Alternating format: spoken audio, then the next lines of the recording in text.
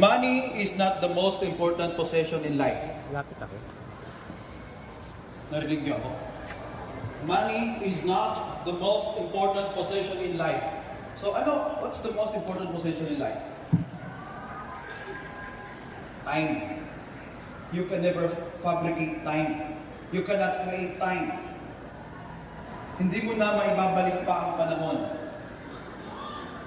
Nga lang, sino sa inyo dito ang parang buong magdamag kayo ng Mobile Legends?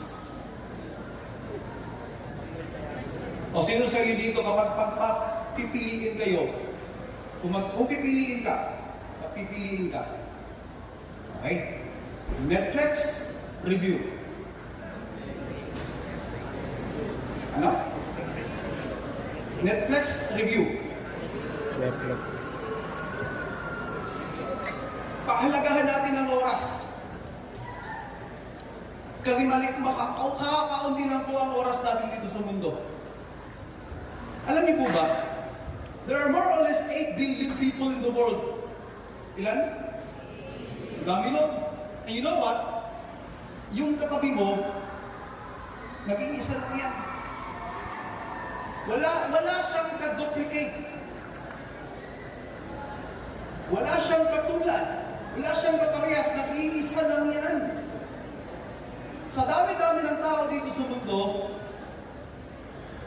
kung mawala yan, hindi yan mapapalitan, wala siyang kapalit, at hindi din naman talaga siya palitin.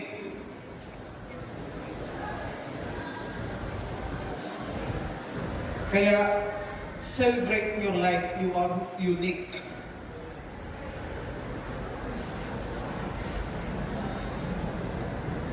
May question ako. What's the smallest book in the world?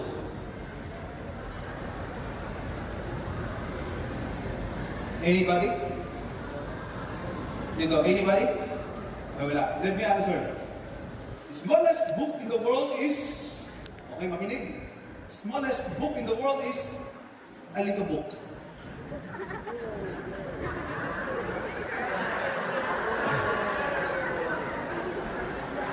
Nanggaling tayong lahat dyan. Alikabok. Huwag ninyong kalimutan yan.